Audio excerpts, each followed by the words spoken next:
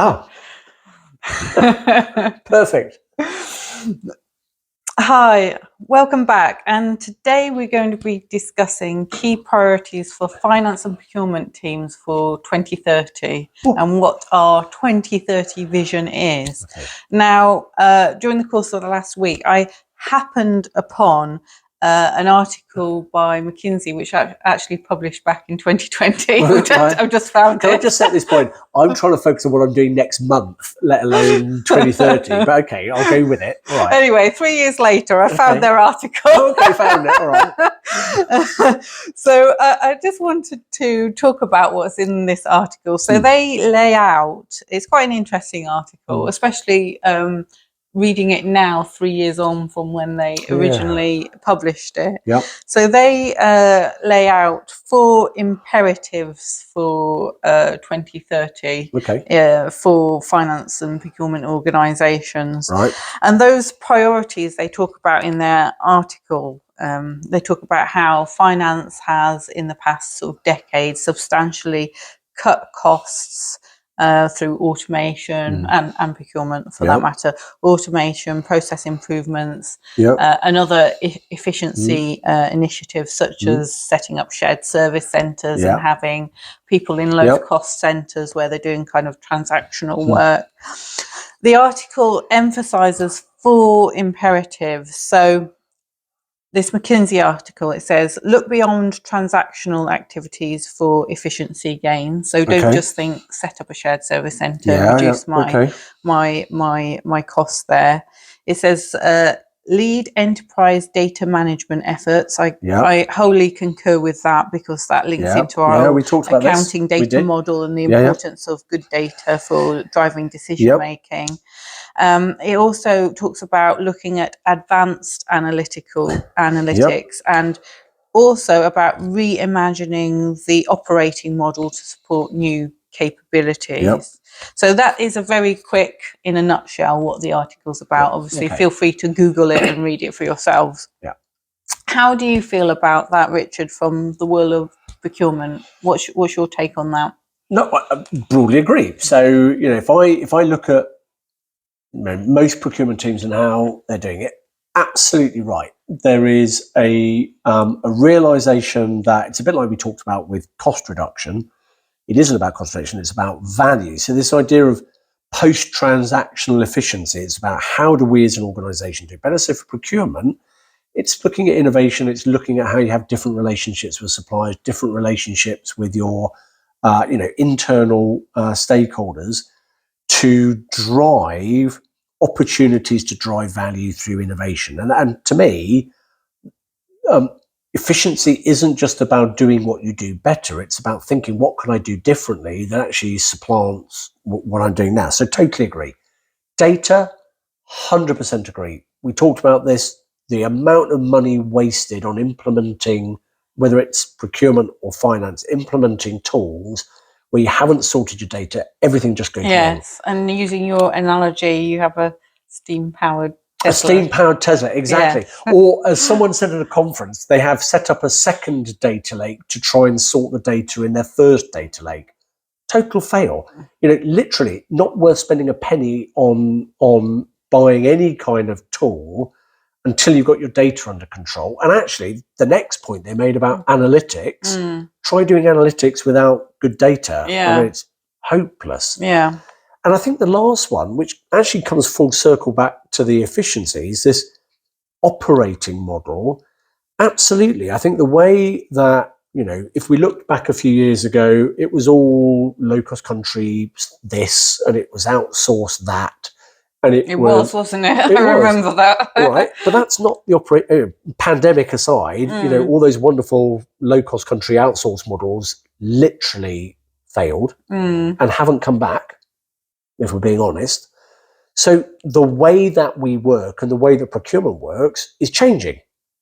So I agree, or rather, I did agree, because sat here right now, I'm the answer that I just gave. 9 months ago, I'd have finished and said, yep, that's fine. That's how I feel. Yeah, just picking up on that point. Hang on. The reason that I'm saying it is because AI has just completely blown away the foundations of whether I think what I'm doing is correct.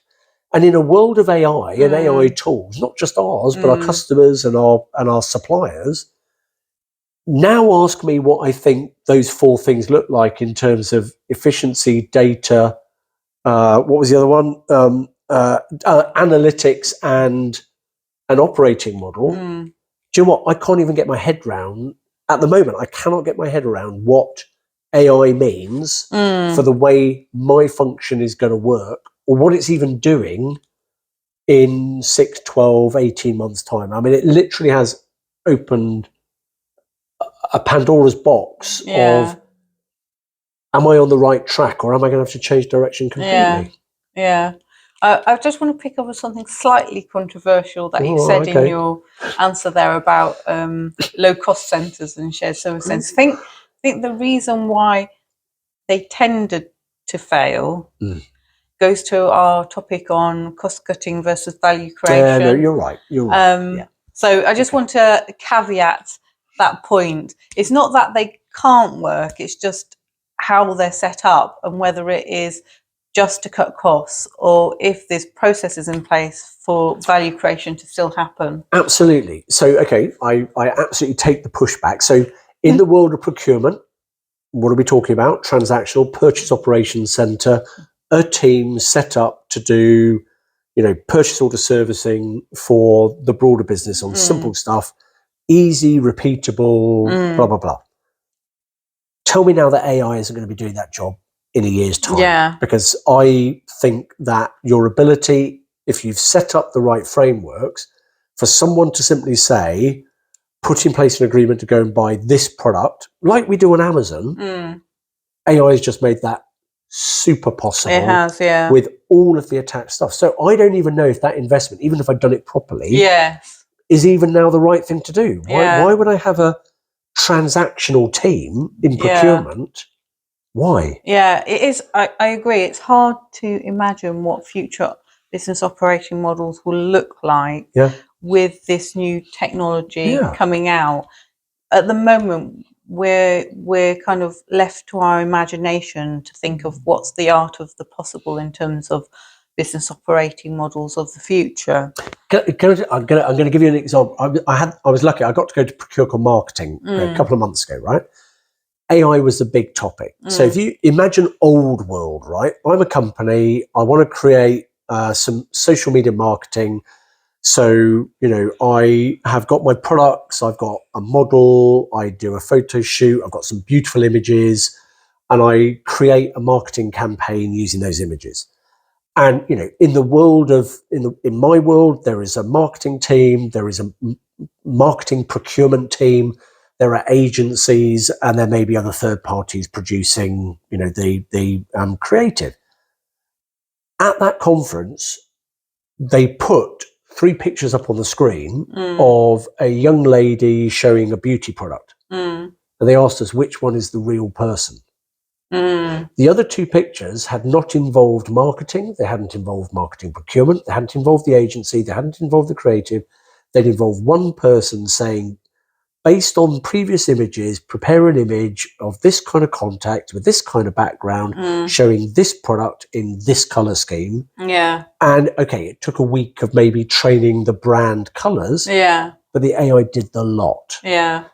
So now tell me what that whole operating model of those 4 bits of the organization, the process, the data, how does that map onto a world in which you can have an AI design you social media marketing? And that's the thing that I think is, there was always those things about, McKinsey in particular likes to talk about, disruptions, dislocations, step changes.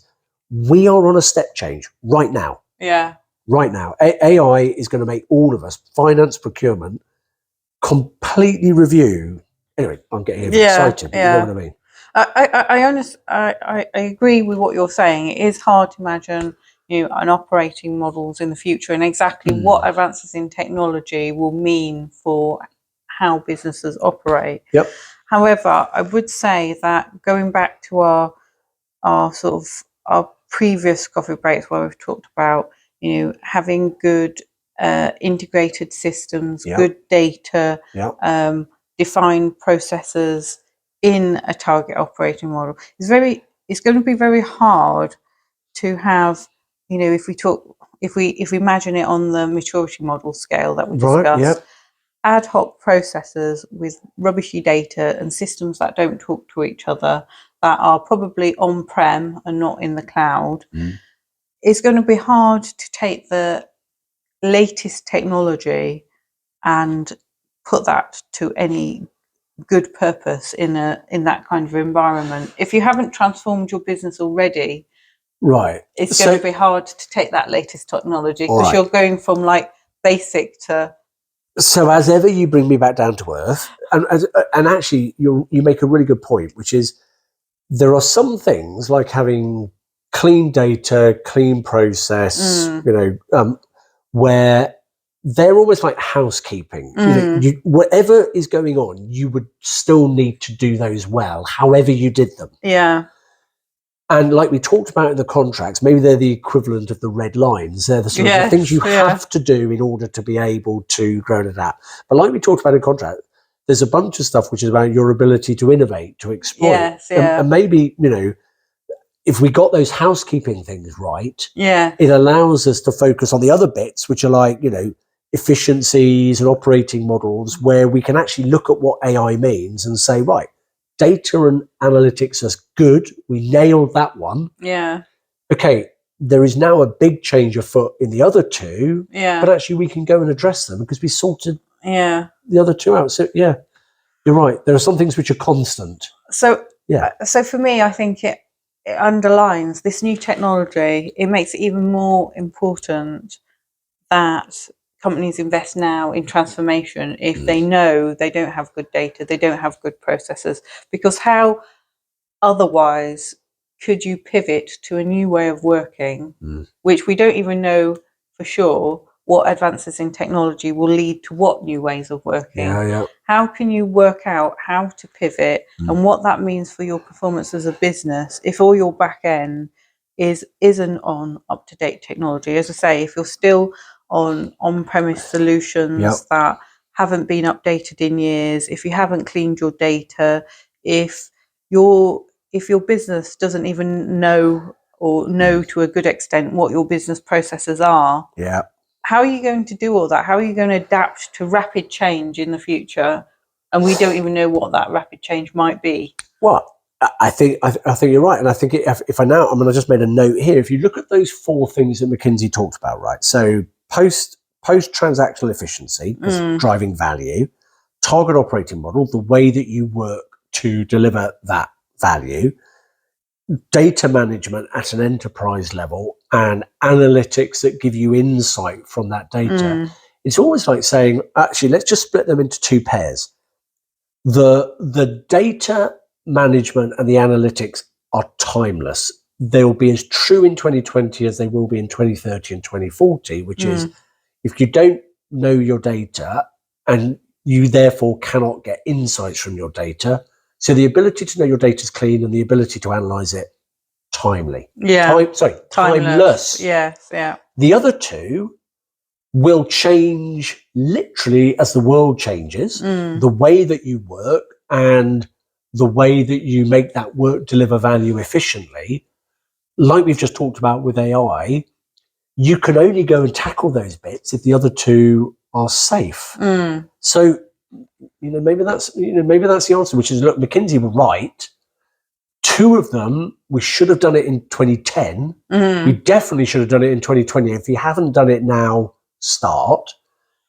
And in the meantime, get the big brains engaged on what does the way the world is going on, AI is the big one right now. What does that mean for the way that we work and the way we think? And in truth, your organisation is probably the same as the organisations we work in, which actually no one really knows the answer at the minute, because they're still trying to understand what this is. And every time you look at it, it's changed again. Yes, yeah. Which is just, that's what makes life exciting. It is, and creates lots of new opportunities for us all. Indeed. And, bottom line, it's going to be, this isn't about finance and procurement. This is about all functions. those 4 things that McKinsey have talked about, it's about clean your data so that you can analyze it and get insight. Just do it. All right. Don't buy other tools until you've done those 2 things. But in the meantime, those other 2 areas that they've identified, how do we drive value through operating better? And what's the model that we use to operate? Actually get around a table and say, what does AI mean for us? Is the way we're working now right? Do we need to go and talk to other people to get insight? Do you even need to bring in external parties that have got expertise? And in this case, I think the answer is probably yes. But as always, a great chat. Thanks, Richard. Another coffee break over. My goodness. Look, fantastic. So as always, please keep the comments coming. Many of the ones we've just covered recently were as a result of requests, which is brilliant. Still don't know why you're shy. We get WhatsApp messages rather than comments. Tell us what you think. Follow the channel. Give us ideas. And we'll come up with some good ideas for future coffee breaks. But for now, bye-bye. Bye.